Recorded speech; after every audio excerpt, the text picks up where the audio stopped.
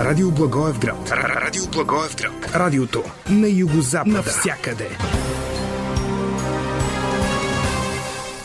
Чухме преди малко защо поетесата Катя Кирянова пише писмо до Путин и Зеленски и нейното мнение за Балканите. Продължаваме с разчупените анализи в тази посока и какви поуки носят военните действия в Украйна за развитието на балканската политика. По темата включваме от Скопие журналиста Владимир Перев. Добър ден, господин Перев. Добър ден, госпожа Браткова. Добър ден, Радио Благоевград. Поздрави от Македония, от Скопие. Никога не сме предполагали, че ще си говорим вместо за проблемите с Северна Македония в момента, макар че винаги ни свързват емоционални братски усещания, за военни действия в близост до нас. Можем ли така да влезем в тематиката? Ако близост я чувстваме Европа, тогава близостта е точна. Mm-hmm. И ние сме част от Европа и сме много близо до това, което се казва военни действия в Украйна, който и е възможно при това руско управление на един самодържец да се проширят и на балтийските страни. Обаче, ако става дума за военни действия на линията Македония, България и така, мислим, че това за сега и за една по-далечна иднина не е възможно. Мислим, че отношенията са на едно ниво на междусобно разбиране и че няма да стигне до някакви сватки между двете държави, доколко не се замеша някаква трета държава, да кажем Сърбия, Албания, да кажем и Гърция и така. Ако трябва да цитирам едно заглавие от преди ден на електронното информационно българско издание Клуб Z, има ли по-нагло от руското посолство в София? Да, руското посолство в Скопие. Дипломатическата мисия на Москва в Република Северна Македония заплаши, че ще си записва всички русофоби. И тук ще прочета и една част от обращението на дипломатите от Москва в Скопие. Обръщаме голямо внимание на безпрецедентното ниво на русофобия, наблюдавано в много чужди страни в светлината на специалната военна операция в Украйна. Предупреждаваме ви, че всички подобни инциденти се записват внимателно. Това наистина ли е така, господин Перев? Това е точно. Mm-hmm. Част от съобщението. Обаче фактическото положение е съвсем друго. Онова, което представлява Македония днес, македонското правителство, преди всичко. И да бидам искрен и откровен, че некому няма да се хареса, но албанската част от македонското правителство, албанците, кои се почти повече от половина там, при постояние на 25% най-вече, а не се повече от 20% албанци в Македония, правителството е половина албанско. При постояние на това нещо, никого в Македония не го боли главата за мненията на руското посолство и за това, че тие водят някакви бележки.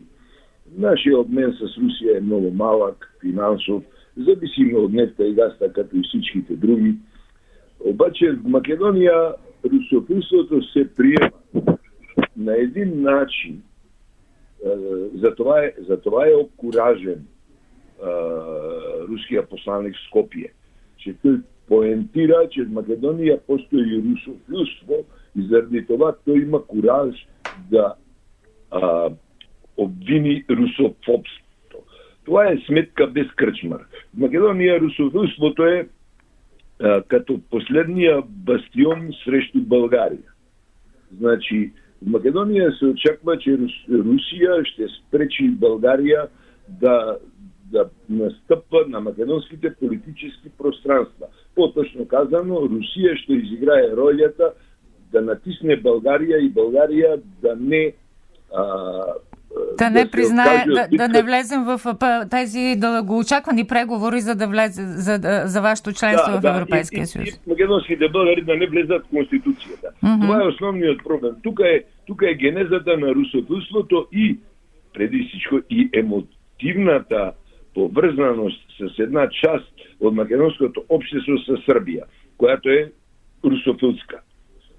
Обаче и тая не е 100% русофилска. В Сърбия имало винаги демократични сили, които са гледали на Запад.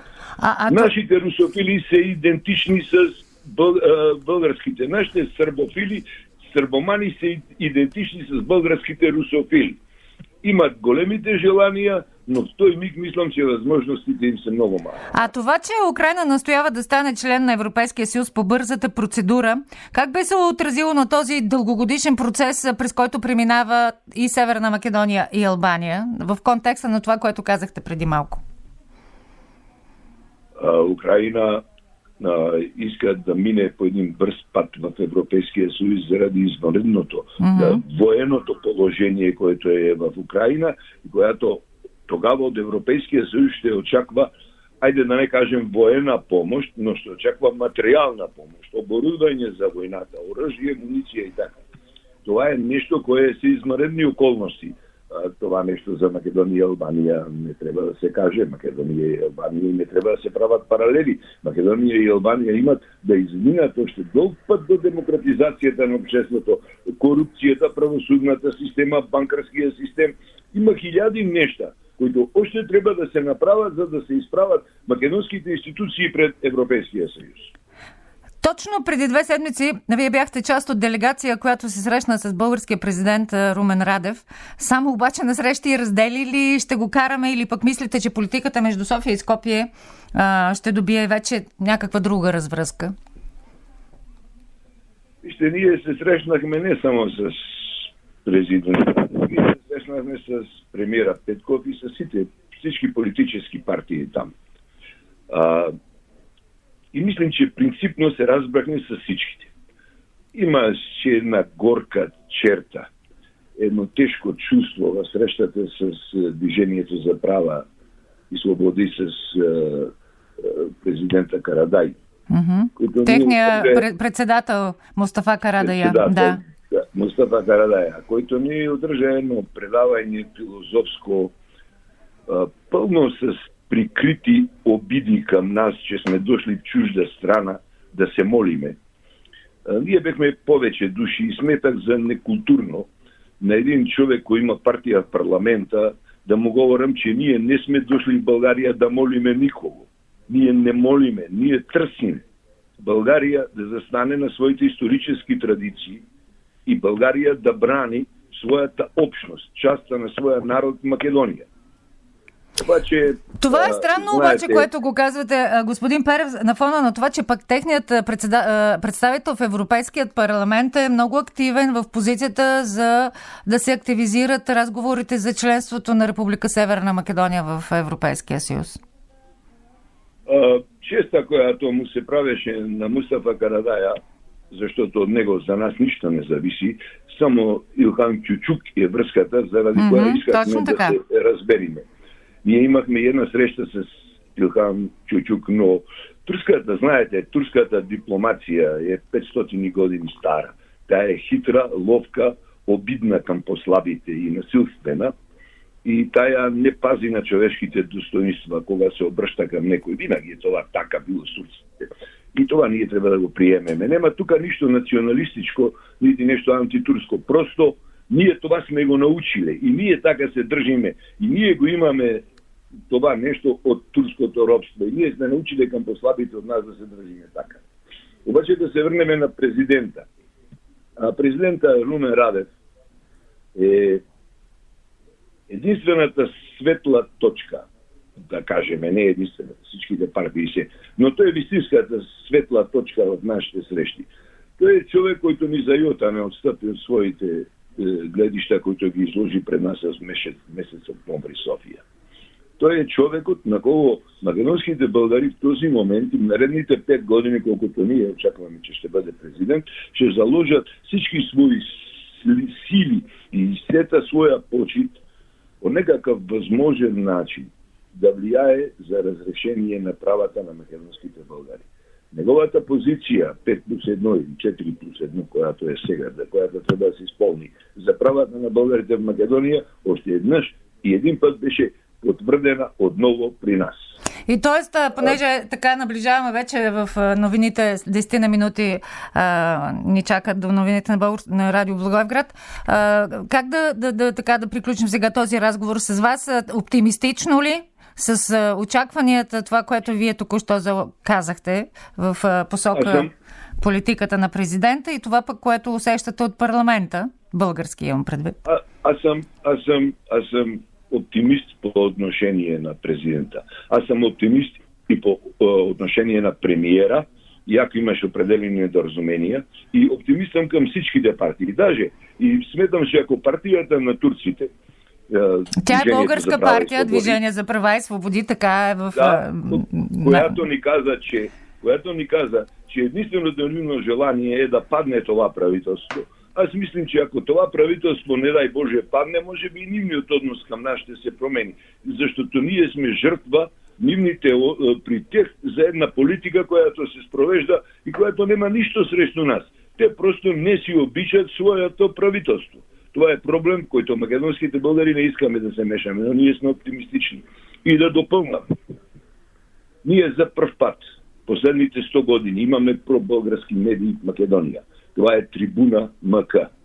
Да. И главният редактор е Атанаси Величков от село Крупник, Благоевградско, който своевременно е бил много близък до Омой Линден Пири. Дошъл е в Македония да живее и да следва. И там е разбрал за унизителното положение на българите в Македония. И бил обиден от държането на своите приятели, колеги, познати и така към българската общност в Македония и към България въобще. А преосмислил ли е позицията си? Казвате, че е бил така част от Омой Линден Пирин, която се води като нелегитимно сдружение в България. Аз препоръчвам на всички от Омой Линден Пирин да дойдат тук, в Македония, да живеят поне една година и да видят каква е омразата на обикновената част на македонското общество, на по-простата част, и на политиците от Македония към България и българската кауза в Македония. Добре, в Македония можеш всичко да бъдеш, само не българин. С тази препоръка за сега слагаме край на този разговор, т.е. продължение. Разбира се, Владимир Перев, журналист от Скопие, с него разговаряхме за настоящата ситуация и през неговия поглед какво се случва на Балканите. 8 минути остават до новините в 2 следобед.